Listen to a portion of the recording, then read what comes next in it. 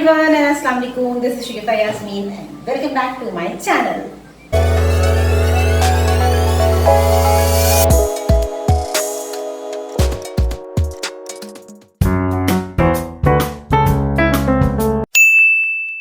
जी आज देर किए बगैर हम जल्दी से आपको रेसिपी आपके साथ शेयर करते हैं। बहुत आसान सी रेसिपी है और ये है रशियन कटलेट्स की। बहुत इजी बन जाएगा। कुछ चीज़ें मैंने पहले से बनाई हुई हैं और बस हम स्टार्ट करते हैं। एक एक चीज़ मैं डालती जाऊंगी और आपको एक्सप्लेन करती चली जाऊंगी। हाँ, लेकिन इसके साथ साथ अगर आप हमारे चैनल पर नए हैं तो चैनल को सब्सक्राइब जरूर कीजिए।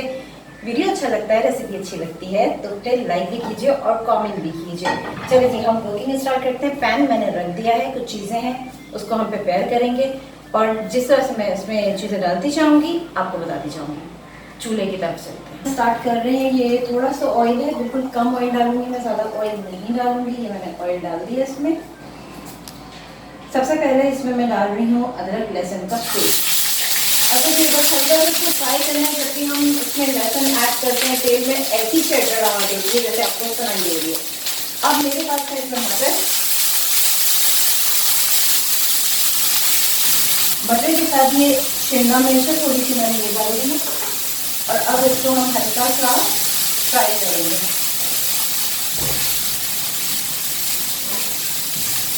सिर्फ 1-2 मिनट के लिए, हमें इसको बहुत ज़्यादा पकाना नहीं है, ये याद रखिएगा।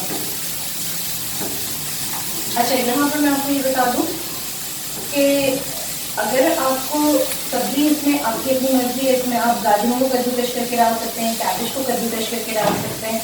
ये इट्स अप टू यू। मेरे पास इस पर ये 2 सब्जियाँ जो थी वो अवेलेबल थी, मटर और ये फेवरेट, और उसके अलावा शिमला मिर्च, वो भी बहुत अच्छी होती है। तो ये वो चीज़ें हैं जो हमारे पास मौजूद होती हैं। अच्छा, अब ये काम हो गया। अब इसमें हमें क्या करना है, ये चिकन है, ये मैंने इसमें ऐड कर दिया। ठीक है, 4 से 5 चिकन के पीसेस थे, बोनलेस चिकन, इसको मैंने यहाँ पे ऐड कर दिया। ठीक है, इसके साथ साथ ये मेरे पास आलू है, ये भी तकरीबन 4 आलू थे, वो मैं इसमें ऐड कर दिया।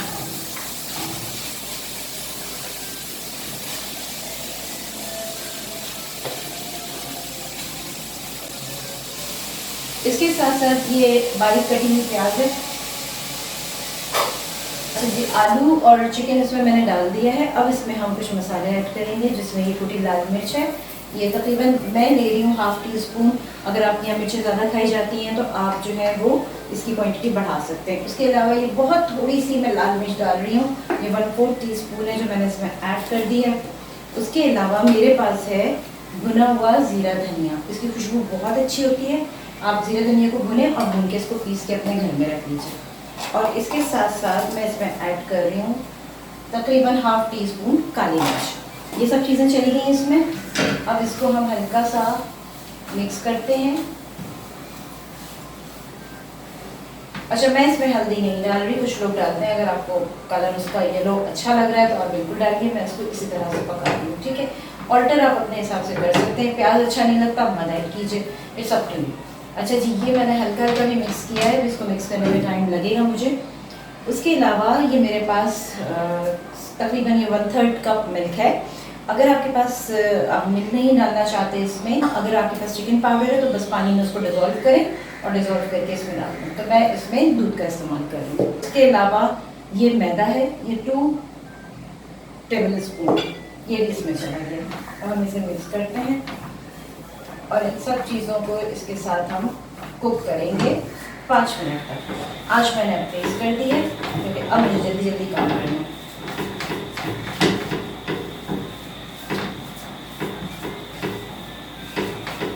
पता कैसे आएगा, इसका नाम है नमक।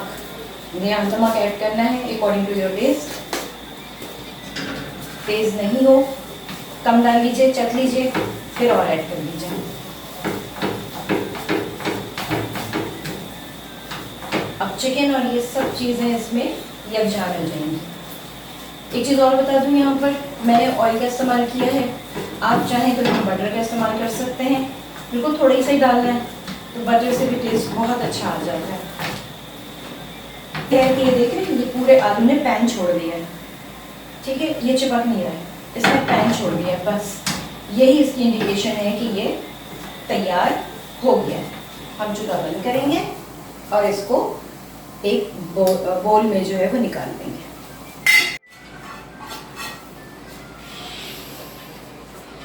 मिक्सचर तो तैयार हो गया है, लेकिन इसके कबाब में कैसे बनाऊं, ये तो बहुत गर्म है, इसमें से धुआं उड़ रहा है, तो थोड़ा सा सब्र, हम इसको ठंडा होने देते हैं। इसमें एक चीज़ और मिक्स कर लेते हैं मज़ीद जायका लाएंगे, जो कि है हरा धनिया और हरी मिर्च।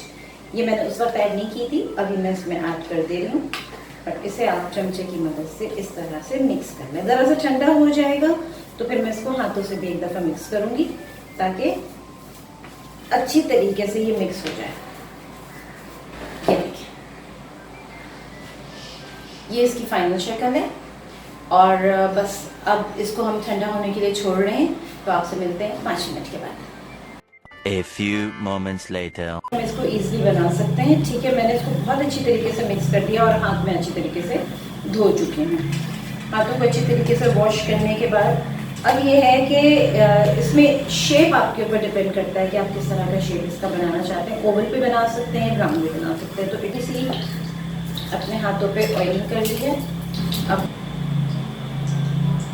ये देखिए, मैंने इसको ये शेप दिया, एक कबाब आ गया।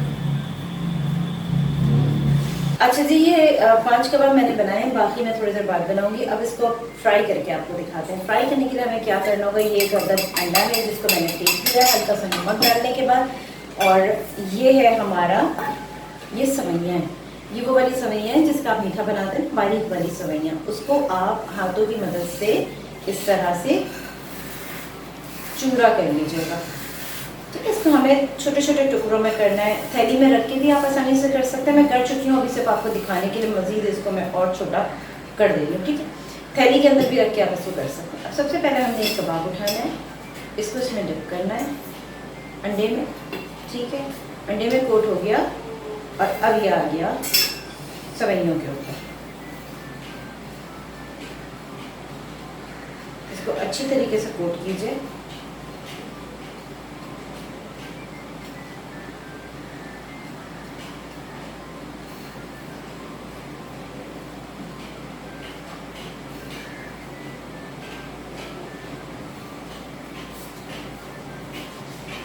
ये हो गया कोट।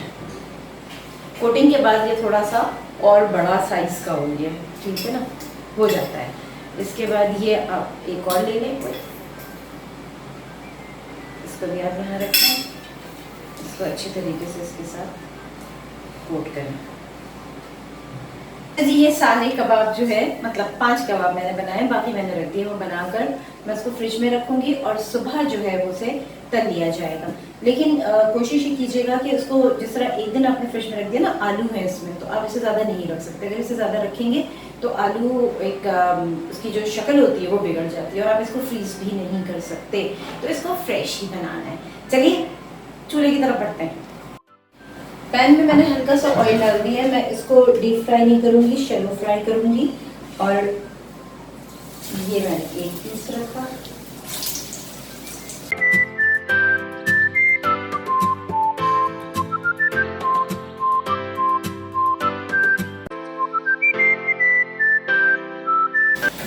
एक मिनट की और फ्राइंग टाइम, और उसके बाद ये मज़ेदार से रशियन कटलेट्स तैयार हो जाएंगे। फाइनली हो गया। अब इसको मैं डिश आउट कर रही हूँ।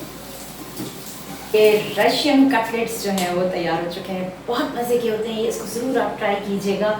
और इसकी सबसे अच्छी बात ये होती है कि ये अंदर से सॉफ्ट है, ऊपर से क्रिस्पी है, और इसको सर्व भी गर्म गर्म ही किया जाता है। अगर आप ठंडा करके इसको खाएंगे तो शायद आपको उतना मज़ा ना आए, लेकिन ये बहुत टेस्टी होती है। आप केचप के साथ खाएं, आप पुदीने की चटनी के साथ खाएं, आप मायोनीज के साथ खाएं।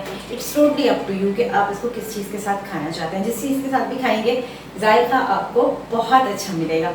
चलिए जी, यहाँ पर अपनी की रेसिपी एंड हो रही है, तो शेफ यास्मीन को दीजिए इजाज़त। मैं फिर मिलूंगी एक नई रेसिपी के साथ। अपना बहुत ख्याल रखिएगा, और हाँ, चैनल पर नए हैं तो चैनल को सब्सक्राइब जरूर कीजिएगा। आपको अगर ये रेसिपी अच्छी लगी है तो लाइक कीजिए और कमेंट कीजिए। मुझे दीजिए इजाज़त, और अम्मी की रेसिपी याद रखिएगा, क्योंकि यही है राज होम शेफ बनने का। Love you all, keep supporting me. खुदा हाफिज़।